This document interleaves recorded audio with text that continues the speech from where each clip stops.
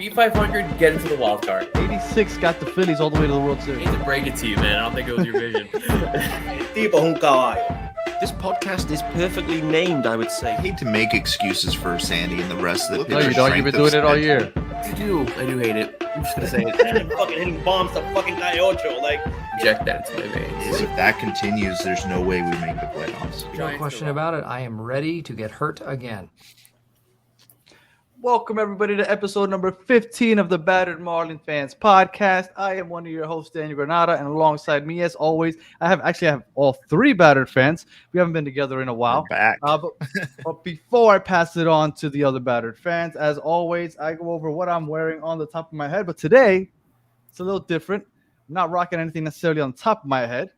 For those of you watching on YouTube, you can tell I got a little lightning bolt there right over my right eye. That would be a Harry Potter lightning bolt. Today was a very special day for us. We've been reading Harry Potter and watching the Harry Potter movies with my daughter for the last year. We just got done reading the final book this morning, watching the last Harry Potter movie about an hour ago. Sad day in the household, but all worth it. And yes, so no hat, just Harry Potter.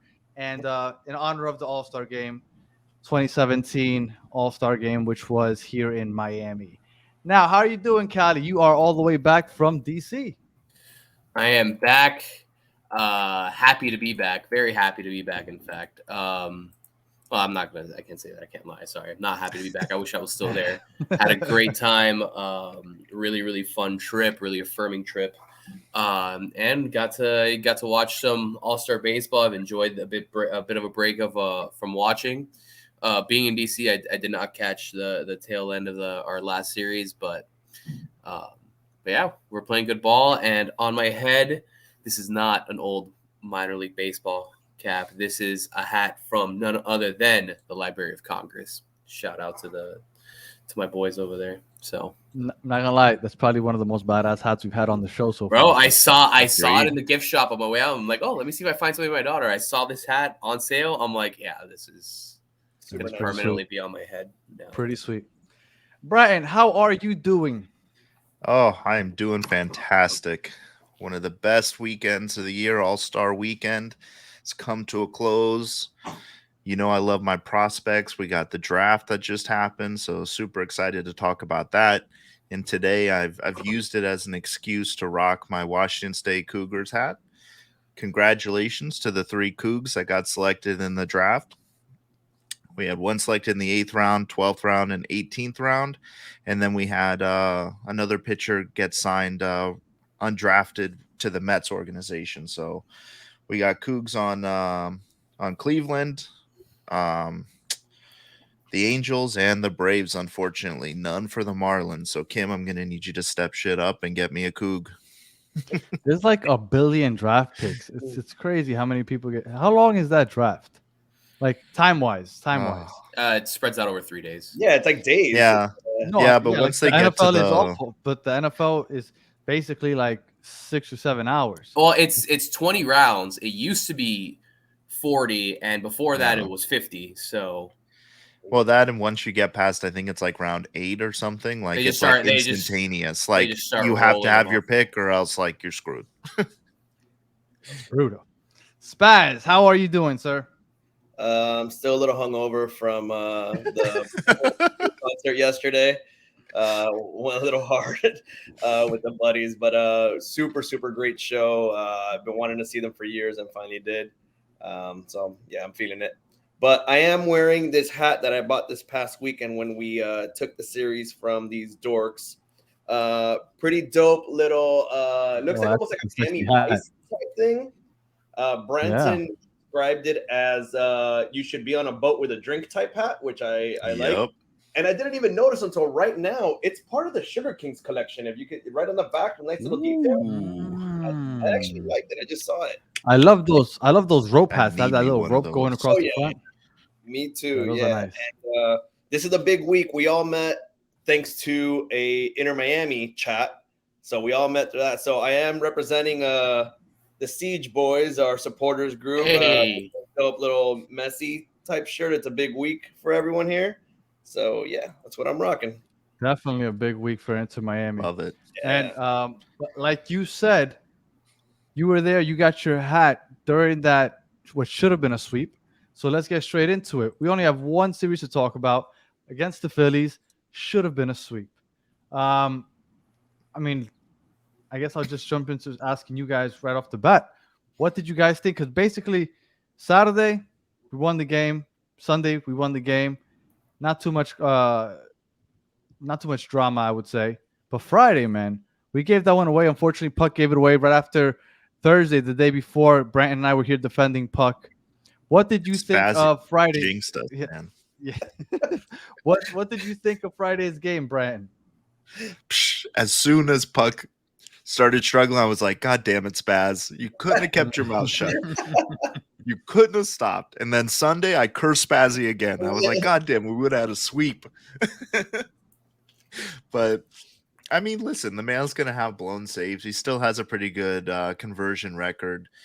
So I'm not concerned. But the few blown saves that he has, I feel like they've all been recent. Like he started really strong, and all of a sudden he's tailed off a little bit. You don't think? Yeah, it's probably. I think most of them have happened since he came back from the dead arm. So who knows? Probably that overuse in the beginning of the season didn't help things. But you know, I don't think we have any other options really, unless you want to throw Floro out there, and we've seen him screw up enough. So Tanner Scott had a good outing that day. He had 4 outs. Yeah, but I don't 4 up, 4 down. I don't Not a closer. I don't see him as a closer. No, he's a good setup man. I think he could be a setup man for sure. But you know, I think we all have to come to the realization that we're stuck with Puck. Yep. Which I'm happy with. I like Puck. He's a great guy. I love his throwing motion is awesome. It puts some guys off balance, and you know, we're not going to go out and buy a closer at the deadline. So in Puck, I trust. Callie, how'd you feel about Friday? I know you said you didn't catch too many of the games, but I know you must have heard that we blew that one.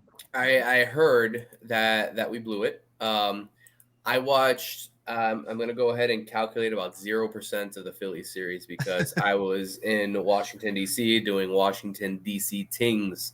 Which is awesome. Yeah. Love my favorite city in the country.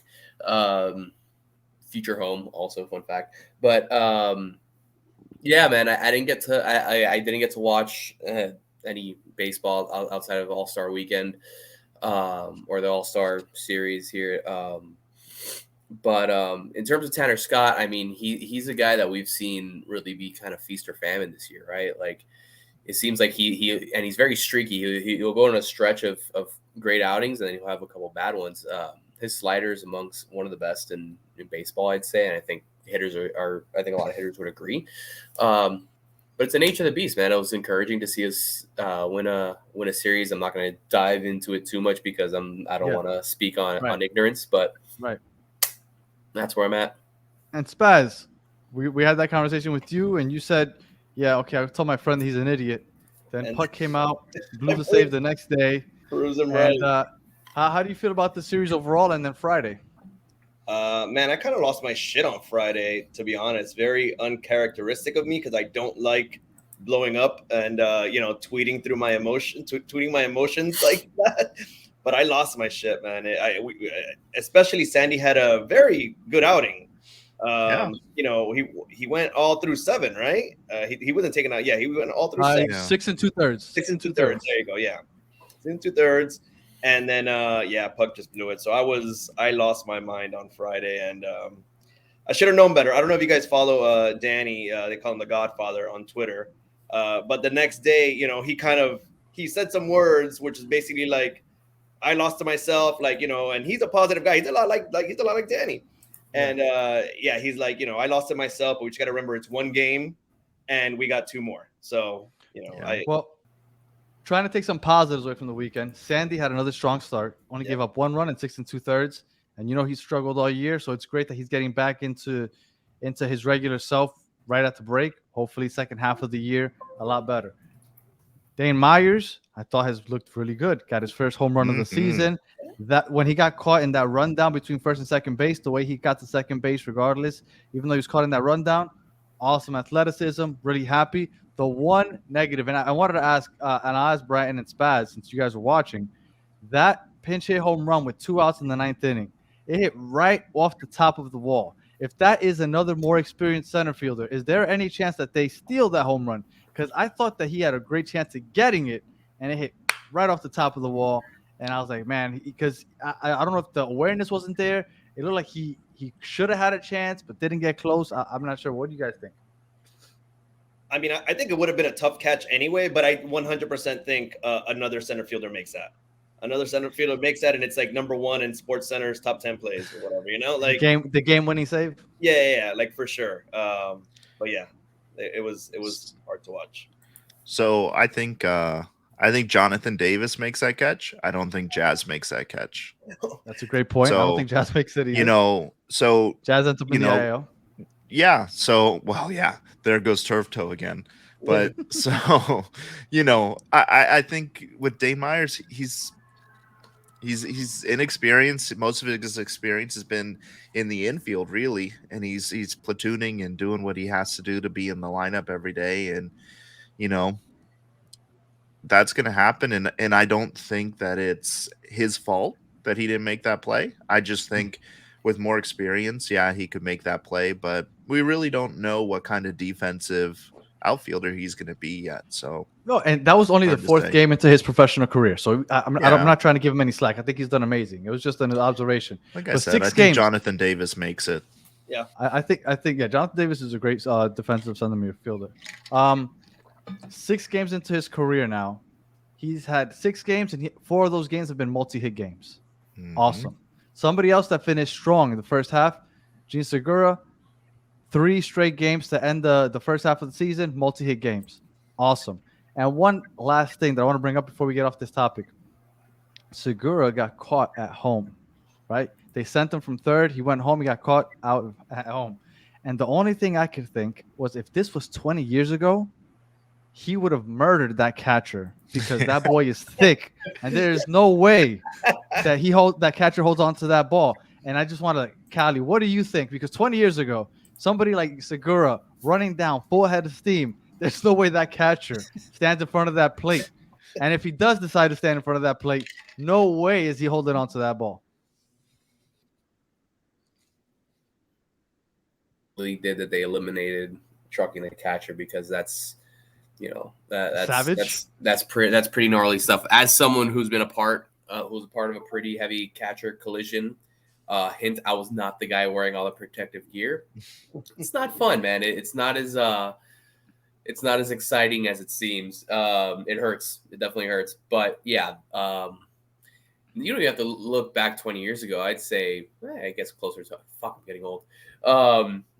Yeah, you didn't have to.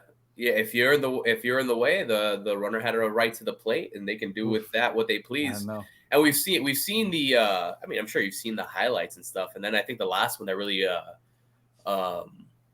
changed the rules when Scott Cousins trucked Buster Posey at the plate, and he broke his leg or something. He was out. Broke his leg. Yeah, he was out for the year. Yep. So Marlins connection there, changing rules, baby. Well, I don't know. I just saw Gene Segura's thick ass running down third base. I was like, oh man, if this was 20 years ago, Gene. Yeah, that would have been awesome. So, I guess we already covered the puck ordeal. So I guess we'll go on to the next topic, which is Yuri. You guys all told me that it was happening. I didn't want to believe it until I saw it. Told you. But Yuri got sent down. You guys did tell me. I was 100% wrong. Now, what you guys didn't tell me is that he's going to get sent down and Cueto's going to get called up. I'm sorry. I didn't see that happening. Like, I know logically it's supposed to. No, it was supposed to. But come on. When you see how he's playing in the minors, you're like, no, there's no way that they bring this guy up. But that's it. 1 for 1. Yuri down, Cueto up. Thoughts on that, Callie? I mean, it's the unfortunate business side of baseball, right? Like, you know, any excuse, you know, a team has to limit service time and all that stuff to delay the payday, they're going to take those opportunities. And I don't think it's a hot take or a secret or anything in saying that Yuri's been our best pitcher since he got called up. But this is the nature of the beast. From my understanding, Cueto's not going to get a spot in the rotation. He's going to be a guy in the pen, which softens the blow a little bit, but it's upsetting to see because we're contenders, man. We are straight up contenders. 100%. And it's a shame that, and I told you, I don't think he was making it to August. I said that a couple episodes ago, and I hate to say that I'm right. You were. But, hopefully maybe, and I guess it's something we'll touch on later, second half of the season, maybe we see ourselves, really pushing for a wild card spot or strong established playoff spot. I would imagine they call him back up in September, right? But I would hope. For the most part, Brett, and you said he gets sent down, he's not going to be throwing. So do you think that's the deal? He's not going to throw down there? From what I've heard and read, he's going to be throwing, but it's going to be his starts are going to pretty much be like bullpen days. Like he's only going to go so many pitches, and then they're going to pull him regardless of what the situation is. They'll probably cap him at like 60 pitches or something. Keep it like a true bullpen. And so I've also seen a lot of people guessing that he's probably going to be back late August, early September to finish out the year if we're still in contention. If not, he'll probably finish out the year at AA. But yeah, Cueto back with his 9.11 ERA in AAA, across 26 innings is solid. The guy hasn't gone an inning without giving up a run. So I'm so excited that he's back. I can't wait to see him fall over first base trying to cover.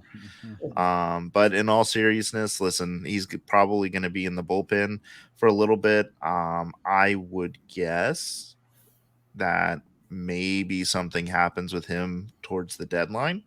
If we make some moves and we get some guys coming back healthy, I think we could see Cueto being an option for a DFA or something like that.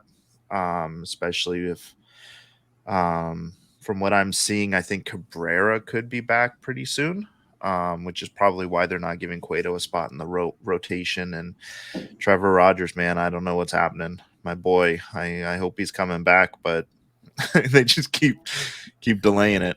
Brandon, that's actually a great point I didn't think about. They're probably giving Cueto a chance now that it's July after the All-Star break to see if he can kind of pitch above his, punch above his weight here and see if somebody gets desperate and makes a move for him, at least get the salary off the books, right? Like, I mean, that would make the most sense to me. Like if they did that and they said, hey, Cueto had a couple good outings, let's see if someone's desperate at the deadline. They want to make a move for him, and we can get literally anything in return. Give us a vending machine or something like that. But hopefully when he comes in, the only croquetas you can get in the stadium are the ones in the Isla Canaria stand in left center field. Spaz, how excited are you to see Cueto back? Not at all, man. Motherfucker better just carrying the seeds to the bullpen, and that's it. I don't want to see him do anything else. But yeah, I mean, if we can, I just don't see that. And again, I know I'm like the pessimist here. I just don't see anybody looking at what he's done the past few weeks and thinking, yeah, we could use that guy in our team. Like, I just don't see it. But let's hope. I mean, crazier things have happened. And yeah, super bummed about Yuri being down. Super bummed about Cueto being up. So I lose in both of these scenarios.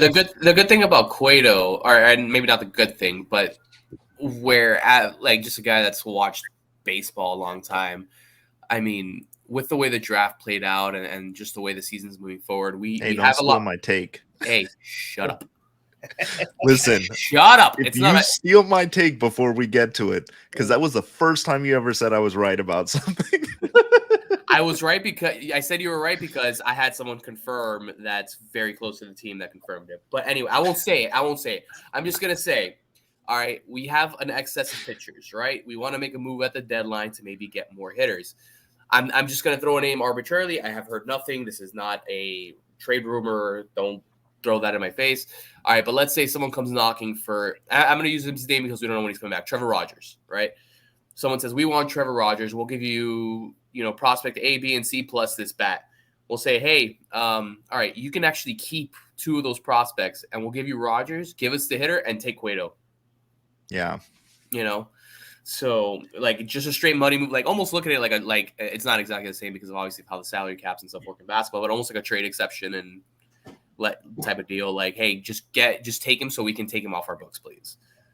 Like, you Yeah, know, I and can then see the- that. I can the see right- that. That happens a lot in sports. Yeah, for sure. yeah, like just get them, just take them, you know, and I mean, to equate it to something that a lot of people are probably paying attention to right now, that's what the Brooklyn Nets are trying to do right now. The Heat are trying to get the Brooklyn Nets to help them with that Damian Lillard trade, and the Nets are like, you got to figure out somebody to take Ben Simmons off our hands, and then we'll help you out because we got to get rid of this guy. So definitely how it happens across sports. All right, Callie, you said you were watching the All-Star game, and we had two of our boys make that. So what did you think about the All-Star game in general, the home run derby, and our guys? home run derby. I'll start with that since it happened first. Really exciting. It was a fun one. I remember thinking before, like, man, I kind of missed the 10 outs. You know, like the kind of that old school, like just let's see him go up there and just hack at it. But man, we saw. The beauty with the pitch clock is like you don't get those Julio Rodriguez rounds, you don't get those Randy rounds, you don't. I mean, you don't get those Adley Rushman rounds where guys are hitting 26, 27, 28, 30, 40 home runs, man. And it was just so much fun. I was pulling for Randy. He made it to the final. He's from the same neighborhood my family's from in Cuba, so special connection there. Even though he plays for Mexico, fun fact. You know, but yeah, man, it was really exciting. I love the crowd energy for Julio, them booing Pete Alonso. I love that shit, man. The home run derby was a lot of fun. I think it was a really, really good one. One of the more exciting ones that we've seen since, you know, probably the steroid days. And then the All-Star game was fun, man. National League pulled it out for the first time in like 12 years or something like that. Luis Ariz went 2 for 2, only saw 2 pitches all night. I fucking love that guy. I would die for that guy. Yeah. And Solar didn't really do much. I think he made like a decent play in the outfield or something like that, but I wasn't. I think he was DHing. Yeah, or that. Yeah. I just don't think he no, I'm just happy he was there. The cleats honestly, are awesome. The solar power cleats. He Yes. definitely listens to the show. Definitely listens. I was looking for pictures of him in the All-Star. I guess I should have looked it up on Instagram. He might have put the pictures of himself, but I couldn't find any pictures of him in a jersey. So you'll see the thumbnail. It's not an All-Star jersey. Well, one thing I do wish, I that I will say that I like this year's All-Star jerseys. I wish they'd go back to letting them wear the team uniforms. Yes. That was the best. It's so much better. Yeah. I will say in all sports. This one was one of the better ones. Like this was in recent history, the Mariners ones was one of the better ones, but there's been some bad ones too. Yeah. Brian, what were your thoughts on the All-Star? We all say weekend because usually it lands on a weekend, but it's not. Yeah. It's Monday and Tuesday. What do you think about the All-Star festivities? Loved it. You know, we were texting back and forth before the home run derby, and we were trying to pick who's going to win, and only one person got it right. I'll give you a guess who that was. I knew Vladdy was going to do it, man. I love that kid. I love that. I have such a soft spot for him. If any person could ever play for the Marlins, it would be him. Bro, give me Luis Robert immediately. Yes, please. Immediately. Yo, did you guys see like his little back complain brace about that going on? No what? He was wearing like a back brace. Like Vladdy? Yeah. He was hey, doing it for the gorditos, bro. For the big boys, man. Yeah, man. Exactly. Hell yeah. Dude, it was awesome. But you guys see Randy go out and when they called his name in the cowboy boots? Yes. That was great. But you know, I like the fun fact about the All-Star game. Ariz was the first player since Derek Jeter, I think, to have a multi-hit game while only seeing 2 pitches. What a which guy. is pretty cool. But yeah, I love it. I 100% agree that we should be back in the team uniforms. I think that makes it better, but you know, not a bad uniform, and great festivities all around. The Futures game, that was fun too. Marlon Nunez, who I discounted on last week's episode as being pretty good, but not somebody who I expected to tear up the game. And there he goes, getting the MVP. And our boy Monteverde recording the last 2 outs of the game as well. So good showing for the Marlins farm system and our big leaguers. Soler, I wish you would have gotten more of an opportunity, but that's what happens when you make the bench and you're not one of the starters. So all in all, loved it. Big fan. Spaz, I know you missed the All-Star game for the Blink-182, but did you get to watch the home run derby? Yeah, the home run derby was a whole lot of fun. Yeah. I wanted Randy to win as well. I like I always say, I don't know anybody outside of the Marlins. Like I don't care about other players, but Love it. That dude from the White Sox, Luis Robert, the Cuban, right? Luis Roberts Cuban. Yeah. Luis Roberts Cuban. Yeah. That dude is amazing. Like There are a lot of Cubans out there. Marlins. So next week I'm in New York, and the Sox are at Citi Field. So I'm gonna try to go and recruit Luis Robert.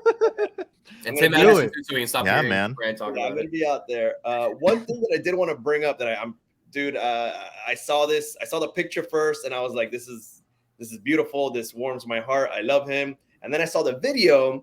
It was Pablo meeting up with Luis Arraez. Oh, that was great. All the feels, man. Like I love Pablito so much, and that smile is it's infectious. You could tell he wants to come back. You want to know a fun All-Star fact? Both starting pitchers for the American League and the National League came up with the Marlins, Eovaldi and Gallen. Oh, yes. Oh, Gallen, that's right. Yes. Gallen was in the Jazz trade. Yep. My brother actually texted me. He's like, do we still think that we won that trade? Like, do we still think that was a good trade? Gallen for Jazz. I think it was a good trade. I don't think we won it. my answer was that both teams benefited from it, right? Like this isn't like I don't think it's possible to say it's a bad trade because Jazz is very much the face of our franchise, and Jazz has been good when he played. You know, you can't account for a pitcher going on to become an all-star like that, just like you can't account for a hitter to turn into an all-star or anything like that. But you know, I'd say pitching was the weakness for the Marlins. Then it would be a loss. I think. Yeah, and I asked him like, so what? How does this team different if we have Zach Gallen or instead of Jazz Chisholm? It's like it's not because we still have too many pitchers. Right. Right. It's the strength of ours. So it's. I don't want to say it's dispensable because he is obviously the all-star starter, but I don't think necessarily we lost too much either. So switching gears, MLB Draft. Now this I will be like Spaz, 100% honest. I don't keep up with the MLB Draft because I know that they get drafted, and I won't hear about them for another 3 or 4 years. So this is about to be the Callie and Branton show. Take it away. So for sure. So yeah. So who wants to go first? Because I have no idea who got drafted and all that other stuff. So I focused on like the first like the first 5 or 6 picks. Yeah, first 1, 2, 3, 4, 5, 6, 7 picks that we made. Because after that it gets, you know, it's drops off. Yeah, it's not that it drops off. It's just you know, these are the guys that have a lot of, you know, heavy investment financially, and they're going to get every opportunity under the sun. But the first one, Noble Meyer out of West Lynn, Oregon, number 1 right-handed pitcher, number one right-handed prep pitcher, number 1 prep pitcher, period. All right. He was a perfect 10 on Perfect Game. If you guys don't know what Perfect Game is, think of this like college football. You know, there's 4 stars, 5 stars. All right, Perfect Game goes on a 1 through 10 system, basically. Noble Meyer is a fat old 10, all right, which it happens. It's not impossible, but it's not as common as like a 5-star in football or anything like that. That sounds like somebody that should have gotten picked top 3, though. He fell all the way to 10. So he's a prep arm, a very good prep arm. If you look at the draft and what went, he was the – hold on, where's the whole draft tracker? He was the first prep. He was the first prep pitcher. Pitcher taken. There was 2 outfielders taken. College. 2 bats taken. So prep is high school guys. Yeah. So Detroit took Max Clark from a high school in Indiana, and the A's took Jacob Wilson. The Twins took Walter Jenkins from South Brunswick High School in North Carolina. I will say, remember that name, Walter Jenkins. I truly believe this kid is going to be a superstar. All right, he was the number 1 rated high school player in the country. But Noble Meyer, he's a kid that dominated his season, consistently touched hundreds. And the best thing is he looks like he's 12, which is a great thing in terms of projectability and in terms of development. And me, with the few sources I have close to the club, people in the room while it happened, I will say Shout out Hamilton. This was their guy from the jump.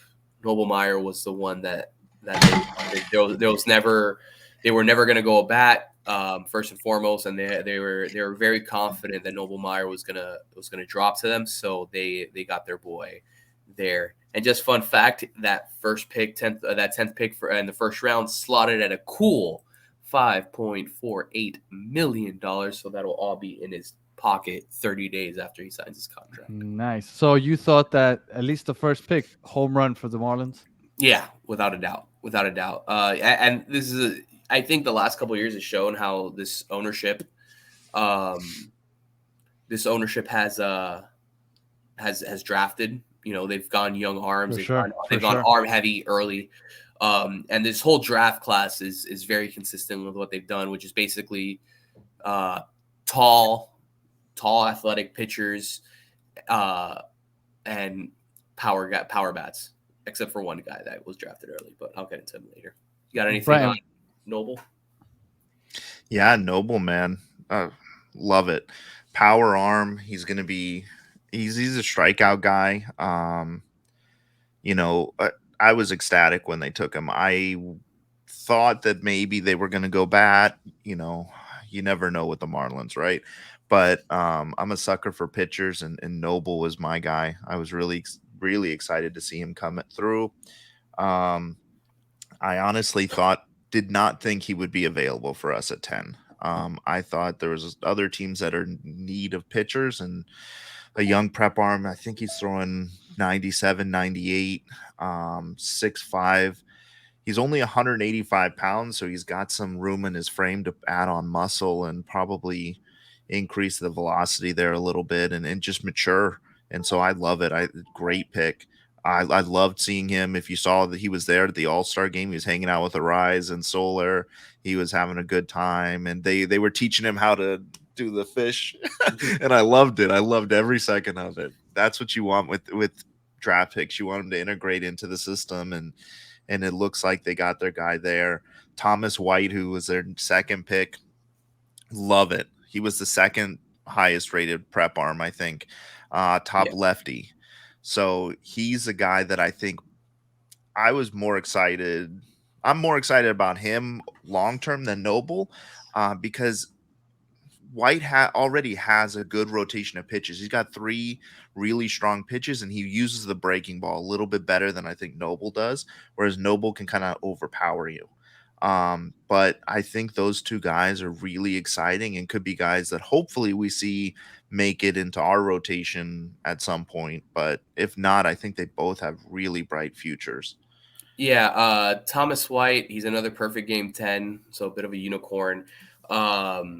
He was sitting consistently this summer. So last time he was this was last summer. Last perfect game event, he was sitting. So this is summer going into his senior year of high school. He was sitting consistently 96 miles an hour. All right. He's been electric through all his events, easily in the mid 90s with movement. Perfect game notes that he works very fluidly and easily on the mound, and he pounds the strike zone. He was an All-American. He's been an All-American since he was 14. This kid was, again, number 1 lefty prep arm. So another huge get for him. Next guy we drafted, one that I'm very excited about, is Kemp Alderman from Ole Miss. This dude put up just silly numbers. Career 324 hitter in high school, 31. In college, 31 bombs, 107 RBI. In almost 500 plate appearances. This is a kid that flat out strokes. All right, this guy hits baseballs hard. Mississippi boy, born and bred. So it's going to be interesting trying to see him fit into that South Florida flavor. But Kemp Alderman is a dude that straight up rakes, and it helps that he played in the best conference in college baseball. So, absolutely, Brian, were there any players that stood like?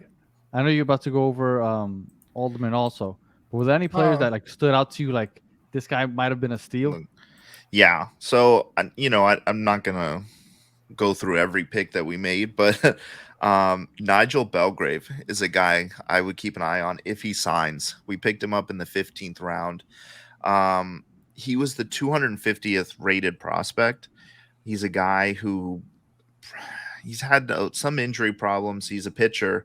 Probably going to be a bullpen guy. He's 6'4", 195 pounds. And he played at Maryland.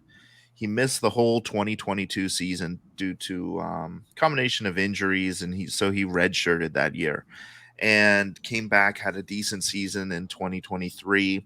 And I think missing that year really hurt his draft stock, and he could be a guy that we see maybe make a pin at some point. But I do think he's a steal. Maybe he doesn't make it all the way to the majors, but I think he's a quality arm that we got at a good spot there. Yeah, a lot of But times yeah, that's how it goes. he's So those kids that end up yeah. with injuries, they end up missing a full year. You end up taking a flyer on them, and they end up paying out. Yeah, and I mean, the only thing that might not pan out for him is he's only got 2 pitches right now, fastball, and I think he's throwing a slider. But his slider has decent movement on it. You get him in the right system, and we know how to develop pitchers, and hopefully we can teach him another pitch or two and get him in there. But that would be my steal of the draft. That's somebody I'm looking for in the future who might fly under the radar and sneak in. You know who else only had 2 pitches? Dontrell Willis. Mm-hmm. So I don't expect him to be a Dontrell Willis, but a name I'd look out for. That I think that this kid is. I think he fell a little bit in the draft. I'm not sure why, and I've seen him pitch a few times. Maybe it's because he's just outright declared that he wants to go back to college. But Justin Storm out of Southern Miss, a 6'7" lefty. All right, so he is everything that surely the Marlins love. Guy throws heat. He's not in a massive conference in Southern Miss, but he's a guy that's played really well. But yeah, moving forward with our picks, Brock Vandenberg out of Michigan State, a big lefty first baseman, another 6'7" dude, another guy that, despite his size, it didn't hit for a ton of power until this last season. But he's always hit for very, very good average, career 326 hitter, career OPS of 967. His OPS this last season was 1.213. So this is a dude that he hit when he squares it up hard. He's gonna find barrels. He's not gonna strike out a lot. So that's another guy to be really excited about. If you want me to keep going, I'll move on to the next one unless you got something on him. Well, I was going to ask you. So who are you most excited about? Out of everybody that's drafted, who are you most excited about? I'm gonna maybe it's an easy answer because he was a first round, but Noble Meyer he touches all the right buttons for me. He's big boy.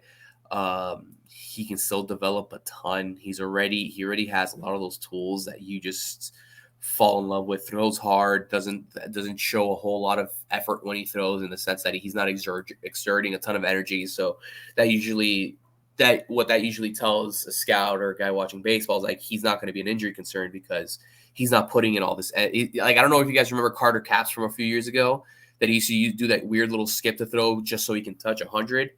Like, that guy was plagued by injuries because he has to exert so much energy. Yeah. Whereas guys, both like honestly Meyer and Thomas White are guys that are so fluid and so smooth and so effortless to the plate that it's gonna go well for them. Another one that I think is gonna fit that mold is Andrew Lindsay, although he's a college guy. We drafted him out of Tennessee. Tennessee made a huge run this year. Very surprising year.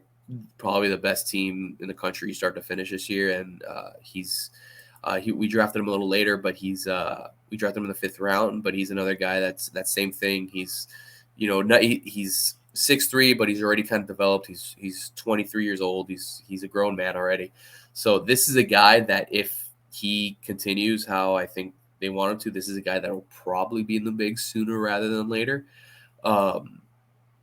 But yeah, and then Alderman too from Ole Miss is a guy. I think that's a bat that's gonna be around. Well, hopefully all these guys pan out because, I mean, you guys sound really excited about them. So Yeah, I think this is one of our better drafts in a while. well, all these guys are going to come into effect at some point down the line, but for this season, impact players are going to have to come to the trade if they're not on our roster already. So obviously we have the trade deadline coming up soon, and we touched on it last week, but we didn't touch on it with Cali, and I know Brandon might have had a couple of new ideas. Before I throw over to you guys, I know right before we got on here, reports started coming out that the Cardinals are going to be sellers. Now, as much as I would love Arenado, he costs way too much money in the next 4 years of his contract. So no way that they trade for him unless they're going to trade for him and then trade him away the offseason. So any idea on what you think the Marlins might be looking to do in this trade deadline? Let's start with Cali since he wasn't here last week. They're obviously going to try to address a bat. I don't think there's enough. I think good hitting catchers come at a premium.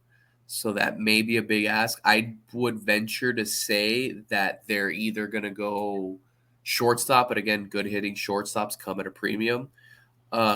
So the tier after that, I'd say is a hard, like a power hitting corner infield guy. Third base is obviously the glaring hole that they're probably staring at right now. And even first base, especially, Coop's a guy that can't seem to stay healthy. It feels like he's hurt all the time and, kind of streaky. I have to imagine that they're going after a bat. The outfield's loaded. Middle infield, I think you leave it alone unless you can really, strike a deal like a Tim Anderson type of player. I'd look for them to address probably a corner infielder. My thoughts. Bratton, you still on the Tim Anderson train? 100%. But,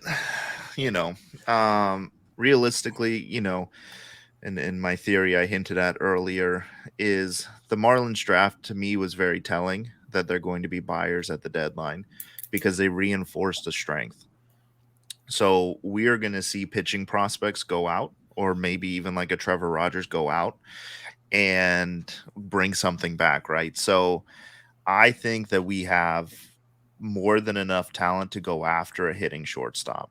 I know they come at a premium, but I think if we're serious about making a run this year and serious about staying contenders, even if we don't make it far into the postseason or make the postseason this year, I think we have to go for a shortstop. I don't think they go for a third baseman after they invest in Segura. First base could be somewhere where we strengthen if somebody who is better than Coop is available. But Paul I really Goldschmidt. think shortstop. No. 35, man. If we were one piece away, I would say yes. Do you say Paul Goldschmidt's 35? Yeah. I don't care. That guy strokes. Listen, we brought in Carlos Delgado for half the season. He turns 36 in less than 2 months. That's fine. Yeah. If we were one piece away, I would say yes, give up prospects to get Goldschmidt, but we're not one piece away. Let's be realistic here. We've got 3 needs that we probably need: catcher, shortstop, and a corner infielder. Paul Goldschmidt cannot play all 3 of those spots, and we cannot buy all 3. The thing with him, I think shortstop is what we see come in. Sorry to interrupt you, but I do want to give some validity to what Cali just said. He only has 1 more year on his contract after this year. Yeah, but you don't give up the worst of options. It's if it's the end of July, all right. And I just want to say this, all right. There's 70 games left, all right. If we win half of those, we finish the year with 88 wins, all right. If it's the end of July, we're playing really good baseball. You don't make a move for Paul Goldschmidt? I mean, I don't know if they would want to pay him. It depends on what the cost is, because he gets paid $26 million next year. $26 million next year. Right, I'm thinking about saying, if you're giving up Trevor Rogers, you trade Trevor Rogers for Goldschmidt for 6 months or a couple months of Goldschmidt. You're telling me we have a prayer? Hell yeah, bro. What the No. fuck? You're telling me we? Outta You're telling here, me man. we? You're telling me it's the end of July. We are. Let me pull this up real quick. Give me a sec. All right, we're only 8.5 games behind the Braves. All right, let's say they have a mediocre July. We have a good July, and you see July 28th, July 29th, we're 2.5 games behind the Braves. You're gonna tell me that the idea of Paul Goldschmidt being inserted into this lineup doesn't tickle your balls a little bit? It depends on what you give up, man. Oh man, It depends on what you have to give up. The Well, only way I'm man. okay with giving up like a top prospect or like a Trevor Rogers or somebody like that is if they take Cueto too. Then we could talk. But I like Cali's mentality. Cali's moving away from the battered Marlins mentality, and it's like win now, because right now, Brent, you're kind of positioning yourself to not. You Cost can yourself only the play future. for you can only play for the future for so Let's long. go The for it future now. is here, bro. We have the top half of the lineup is great. We have the best hitter on the planet right now. Our pitching is very good. I will trade one less pitcher and for some prospects for 60 games of Paul Goldschmidt and a prayer at actually making a playoff run. The Marlins have the second best record in the National League, fourth best record in the major leagues. Like the Marlins are like, let's win now mode. I think, especially if Goldschmidt's going to be. Is this the last year of his contract? Or he has one more after this. Now he has one more after this, but yeah, all right. that's easy to move if he only has I one year thought left. you said that it 26 million? ended this year. Oh, fuck. God damn it. Yes. Give me fucking. I'm not saying Paul Goldschmidt's going to happen. No one here is reporting that Paul Goldschmidt's going to happen. No, That's just a name I threw up. That's a name I If threw you up get in chest. But Goldschmidt the for more you next think year about it, too, if you get Goldschmidt for next year too, then I'm in. Paul Goldschmidt at $26 million in today's baseball numbers is not a bad deal. That's Avi Garcia. That's why I said you got to take Avi Garcia, and Cueto. Get them both out of here. Get them out of my life. Get them out of my life, both of them. Bro, I'm just saying, if it's the end of July, and bro, we're there, we're competing, we're 8.5 games away from the Braves. The Braves are the best team in baseball right now, right? Man, I don't know, man. It's like I've seen this team be so bad for so long that I would love for them for July oh yeah, bro, like hey, for them to say, hey, fuck it, we're on the other side of the table now. All right, I'll give you some prospects, draft picks, whatever the fuck you want. All right, and I am getting this back. Like I am getting a dog that's gonna come in here and hit some home runs. Be on base consistent. Can you imagine like the top 3 guys in our lineup being, or even top 4 guys of our lineup being when Jazz comes back? Arise, Goldschmidt, Solar, and Jazz, or Arise, Jazz, Goldschmidt, Solar, or any variation of that. That's ridiculous. Yeah. That's as good of a top 4 that's as good as a top 4 you're gonna find in the league. With Yuri coming back at the end of September, you're exciting me, Cali. Oh my god, I'm excited myself. I'm gonna be so disappointed. I know for sure. The fall from grace is gonna kill me. What the hell happened in Washington? You're like a change. I am renewed. I left Miami. I left this place. I went and I soaked in an incredible city. Scouted locations for my future home. You're a new man. What is this? I'm just refreshed. I'm like still in vacation mode. What's gonna happen is we're gonna play some series. I'm gonna come back next Thursday. I'm gonna be bitching and moaning like I always do. So let me just have this. You can have it. You can have it. I like it. Looks good on you. I like it. I'm usually not this optimistic, so it's sickening. At least I'm not patriotic today. You don't get it all. Bretton, pretty Congress. Anything else you want to cover on the trade front before we move on? No, I think we're good. All right. So, Spaz, you want to touch on the trades? Nah, man, that's you guys. I'm good. I just I want less double plays and less double plays. And bring the guys home. That's it. Bring the guys home. I do have a question for Spaz though. Did you get me my bobblehead? I did. Yes, I got you a bobblehead. And funny enough, while I was there, I was taking a picture of the bobblehead. The lady next to me, they went just for the bobblehead too, and she used to be Chuck Carr's neighbor. They had Thanksgiving together a few times, so I was able to chat it up with her a little bit. But yeah, I got your bobblehead. You're good. I'm gonna come visit you one of these days. I'm off. All right, sounds good. Fuck yeah. All right, and Callie, I heard that somebody else went and took care of you also, just in case Baz didn't come through. So, Oh my god, yeah. I would. so you sound like you had it covered from a couple of places. So full disclosure, when Chris texted me, Chris, if you guys don't know, is our Battered Herons, cool dude, friend of the pod. He texted me in a moment when I was under the influence of adult supplements. So I was not of clear mind, and he texted me like, "Yo, bro, I got you your ball, but don't worry about it." I'm like, "Oh, thanks, bro," or some shit. So yeah, I'm taken care of. I'm very happy. You double dipped, you. I didn't. He texted me and told me that. Well, and I was not sober when he texted me. Then. He took care of a lot of people. I'm not sure. He went out with a whole crew out there, so he got me one also. So love that. Shout out to Chris. He was taking care of a lot of people out there. Chris is the All right, we got 53 and 39 going into the All-Star break. 70 games to go. Like Kali was saying earlier, we finished the year 500, 35 and 35. We end up with 88 wins, which I feel like basically guarantees you a playoff spot. So I kind of want to touch on, we touched on it a little bit last week, the expectations going forward. I think missing the playoffs is now to the point where it's unacceptable. It's absolutely unacceptable to miss the playoffs. So I want to know, where are you guys at with your expectations, and also want to hear your predictions for the rest of the second half of the year before we go into just this weekend's series. I'll start with the most optimistic of us all, Spaz. Spaz, expectations and predictions for the second half of the year. Man, I don't really have. It's the same thing, man. You really put it. I like when you give those numbers and you're like, if we go 500, we'll be there. I like all that because I never think about any of that shit. But yeah, man, the more I think about it and the more you talk, you give me hope. That's not good, but I think, yeah, it's the hope that kills you, man. So I wanna lock it in. I want to play some important baseball late into the season and playoffs. So take it a series at a time, but I think we could do it. I think we could really, really do it. We do have that really tough stretch of like 10 games in August, I think it is. And it's like we get the Mets and the Braves back to back or some shit like that. And then you get the Yankees here also. Yeah. Which, by the way, the Yankees aren't playing that well this year, though, so you're good. Yeah. I mean, but the Yankees fucking suck. It's still the Yankees, and they did open up the upper deck for the Yankee series. Oh, so because there's a bunch of stupid New Yorkers down here.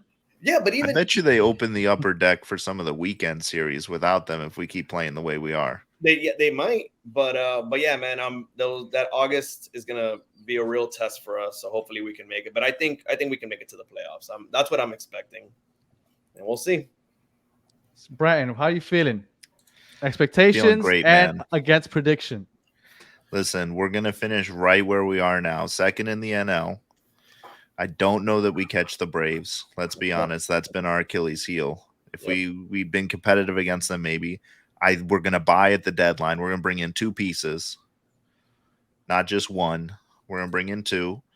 And come September, when we face – and that September is the murderer's row you're talking about, Spaz. We play the Braves, the Mets, and the Brewers. In fact, we don't see the Braves again until September, right? Yeah. Okay. And then we play the Mets again after the Brewers series. And I think by then we're ready. We're backing. We're actually competing with the Braves. So I think we're making the postseason, man. I'm all in on it. I'm all in. If we don't, I'm going to be so crushed. And the last episode of this show is going to be so depressing. All right. Well, I'm going to take it one further, Brian. Way too early prediction. When we make the playoffs, how far do they go? Ooh. I like this team in a series, man. So do I. I don't like that question, Danny. I don't want to answer it. Callie. We go deep. That's all I'm going to say. We go deep. All right. So before I give my opinion, all right, those guys in Vegas that make the odds, I don't know what sorcery or witchcraft they do, but they're usually pretty damn good, right? Mm-hmm. So DraftKings came out. This is not an endorsement for DraftKings. They don't pay us. They came out with the top 10 MLB teams' chances to make the playoffs, right? So the Braves are 100% locked. The Rays are 98%.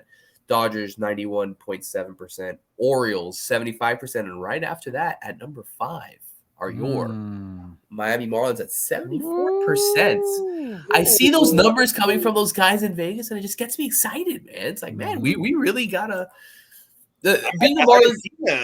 Yeah, being a Marlins fan, like you're almost always waiting for the other shoe to drop, right? You're always waiting for the bad thing to happen. It's this emotional and relationship trauma that we suffer with.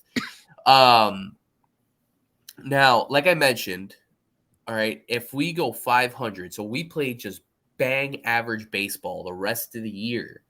All right, that's 88. That's 88 wins. All right, I genuinely think this is a team that can win 90 right now. If you're asking me right now, July 12, 2023, I think this is a team that can win 93, 94 games this year right now. And if I would have said that at the beginning of the year, I think I would have looked at you with two heads. But you're telling me this is a team that could potentially get in the 90s in the wins. That's a guaranteed playoff spot. We have one of the best rotations in baseball. Even the pen's looking a lot better, even though it has its shortcomings every now and again. Man, if we bring in those bats, dude, like I'm not gonna say we're gonna win the division because the Braves are far and away the best team in baseball right now. But I think we've moved past that, the Marlins are just hot phase, and we're now in the Marlins are a good team phase. And as for your question, Danny, that you asked Brandon, like how deep does this team go in the playoffs? Who wants to face? I love the Marlins' chances in a 5-game series right now, because you're telling me in playoff baseball, meaningful baseball, we have you're presumably Yuri, Sandy, Luzardo, Garrett, Cabrera if he's healthy, Rogers if he's healthy. Like there are options here, man. That's a very good rotation to go into a 5-game series with. I agree. And I think so. Where are they? How far are they going? Man, I would feel insane saying that we make it to the NLCS. I would feel absolutely insane. I think we can have a competitive NLDS. I think we can go in the National League against anybody, not named the Braves, and have a competitive series. Because I genuinely think, and I know it's only July, but I don't think too many people are disagree with me. I think Braves are far and away the favorite to win it all this year. I don't think that's a question. I don't think there's a reasonable response you can give for another team, or reasonable argument you can give for another team that they would like right now, that because the Braves, they hit with the best of them, they pitch with the best of them. Like the American League doesn't look that great this year, so I think the National League have a real shot to make some noise. So we'll see. I agree with you. This is the way I see it. I think, again, it's an embarrassment if they don't make the playoffs. I think this is a great playoff team because they have what a good team in the playoffs needs to succeed. The home run ball dies in the playoffs. This team gets hits. Over the last 2 weeks, just the last 2 weeks, right? This is all I've been looking for, okay? Because they've been playing well. They have the third most hits in the major leagues. They have the most hits in the National League with 115 over the last 2 weeks. They have the most, I'm sorry, not the most.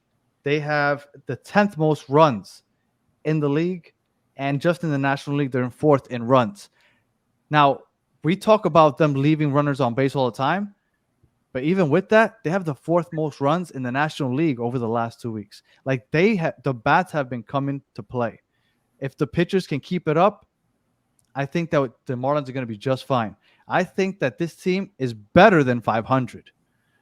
So 35. So if they play 500 ball, they end up with 88 wins. Because I think they are better than 500, I think they get more than 35 wins. This team is going to tie their best record ever with 92 wins. They're going to get 92 wins. They're going to have the second best record in the National League, and they are going to go all the way to the NLCS, where they will play the Braves, and there all bets are off.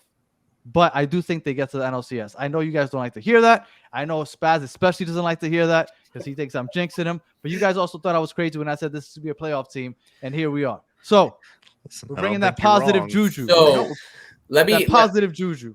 I was actually talking about this with someone the other day, like lining up the 2003 team to this team, right? And there's a couple glaring, glaringly obvious. A couple. Relax. Give me a sec. Let me finish my thought. There's a couple glaringly obvious positions where that 03 team was better than this team. So, catcher, right? Pudge, one of the best in the league at the time. Didn't he come in during the trade deadline though? No, he signed in the offseason. Yeah, he did. Yeah, well, he was a one and done. Okay. Closer, you had Ugueth Urbina. The guy's like serving a life sentence in prison or something like right now, but one of the best closers in baseball. And then sporadic, like Derek Lee was a very good first baseman. But Arise and Castillo, that's a competition. Aegon at short, Lowell at third. But this outfield right now, Pierro's very good, but Jazz is very good too, and Jazz hits for more power than Juan Pierre did. No, if we had to compare Jazz to Juan Pierre, if healthy, Jazz is better. Yeah, I'll take Jazz over Juan Pierre. In a lot of ways, yes. It's two very different brands of baseball. Pierre was very much like Pierre was power, not power, but he was going to get on base. He was going to steal a ton of bases. They both had that swagger, though. I love it. Yeah, they do. Yeah. You had Conan in left, who was just like a guy. De La Cruz, like if we take emotions out of it, like guys like De La Cruz, Jesus Sanchez are better baseball players than Jeff Conan was. I'm just gonna say this right now for everybody that's listening. Fuck you, Jeff Conan is a god. Mr. Marlin, he was a good ball player. He was good, but like let's calm down. Only Marlin to be the MVP of the All-Star game, and you're disrespecting him like that. I'm not disrespecting him, guy. He was very good. Fucking Christ. And then in right field you had kind of it was kind of you had like Todd Hollinsworth and then Miguel Cabrera towards the end of the year where they would kind of plug him in out over there. And Miguel Cabrera was very good, but he wasn't the Miguel Cabrera we know and love today. He was very young, But, you have, again, Jesus Sanchez, who's, playing very well. Like, I'm not saying that this team is better than the 03 team because that 03 team was very good. Pitching-wise. Comparisons, though. Yeah. I mean, and then Yuri Dontrell. That's the comparison I was going to go to is the Yuri Dontrell comparison. Yuri is having, I think, a better year right now than Dontrell did. Statistically, yeah. Statistically, yes. Beckett was an animal. Like Beckett was like better than I think Sandy ever has been at this point. Despite Sandy winning a Cy Young, Beckett was so fucking good, bro. That breaking ball was disgusting. Yeah, Sandy's very good too, but they're two very like Beckett's a definition of like that early 2000s like straight power pitcher. Like I'm just gonna blow it fucking by you. You're not gonna do a goddamn thing about it. AJ Burnett was the number 2. Burnett was number three. Was Burnett hurt at the end of 03? He was hurt towards the end. He got hurt. Okay. Yeah, you had Brad Penny too. Big boy. Yeah, I mean you love had Brad Penny. Which again we love them because they're historic Marlins and we won with them. But like pound for pound, they're about the same as what we have, which is insane. Look, the Marlins history tells you don't count them out once they get to the dance. 2020 aside, so they get to the dance. I said I think they'll get to the NLCS, and I'm not going to predict who wins there because, like I said, the Marlins seem to have magic once the postseason comes. Just look at Miami overall over the last couple of months in the playoffs. A very good friend of mine once said, "Get in and get lucky." That's it. Just get in. Get in. Applies on multiple levels. Yeah. All right. So let's finish it off with this weekend. We get back to baseball. We got the Orioles and the Cardinals. The Orioles are surprisingly good this year. Everybody thought that they would be better than they've been recently, but they've been balling. And then we have the Cardinals again. So again, I'll start with the always optimistic Spaz. Predictions for this 6-game series. We got 3 against the Orioles and then 3 against the Cardinals. The Orioles, we're away. We're at Camden Yards, right? Yeah. We sure are. They're only a few games behind a really good Tampa Bay team, but their record is pretty similar to us. I think they've played less games, if I'm not mistaken. But they're like at 54 wins or 53 wins. 54 and 35. Yeah. So, I mean, almost the same amount of games, but pretty similar record, man. And playing at Camden Yards, which is tremendo bucket list park for me. It's beautiful. I'll say 2 or 3 at Orioles, and then just because I'm feeling the juju that Danny gave out, I'll say we win the series at the Cardinals as well, and come back with an even better record than we left. So we're taking 2 each series, you say, more or less? 2 each series, yes. All right, so 4-2. Bratton, what are you thinking? We're going to take 2 out of 3 from the Orioles, and we're going to sweep the Cards. Oh, and Okay. on the 19th, Goldschmidt is going to switch clubhouses just for Cali I like to close it. out the series. We're Just already gonna going do to it. have to eat that salary. We are not paying for a plane ticket. He's just going to walk across. I like it. I like it. I like it. All right, so 5-1 for Bratton. And Callie, what are you thinking? So I'm a little less optimistic against the Orioles. They're very good they're a very good hitting team. Very average, painfully average pitching. I think we can win 2. I think with the back home after the All-Star break, I think I'm gonna go ahead and be less optimistic on that one and say 1-3, but I do think we take 2 of 3 from St. Louis. Okay, so he's thinking 3 of 3, and I am actually on the same boat as Callie. I think we might get 1 out of the Orioles. I'm actually a little worried that we might get swept by the Orioles. Just I feel like there's like a lull after the All-Star break, so the team that's at home has a bit of an advantage. I think that the Orioles will play to that. If we were playing at home, it might feel a little better. So I do think we get 1 this weekend against the Orioles, and we'll take 2 from the Cardinals. 3-3, taking us to 56-42. Still 14 games over 500, and if we go the Bratton or Spaz route, even better. So we'll see. Either way, we're trucking along. As long as we stay over 500, we are solid. All right, so if you were listening all the way to the end, we appreciate you listening. If you're watching on YouTube, please like and subscribe, and appreciate you for hanging out all the way to the end. Spaz, Bratton, and Callie, anything before we head out? Keep showing up, baby. Keep packing the house. Let's get our boys in. And now I'm officially on the Paul Goldschmidt train. Get that motherfucker over here, bro. Spaz. Like, subscribe, listen, tip your bartenders, things like that. Just tip cash at the stadium. Yeah, tip cash at the stadium. Yes, tip cash at the Yes. stadium. And that's it. Come back next week. Yeah. Hey, just tune into the series since we're on the road, and be ready to pack the house on Flashback Friday against the Rockies. Let's go. Yes, that would be awesome. And until then, we will catch you guys on July 20th, Colombian Independence Day. Yes, right. I know none of you guys care about that, but I do. I'm Colombian, so whatever. All right. So until then, we will catch you guys on the next one. Enjoy yourselves.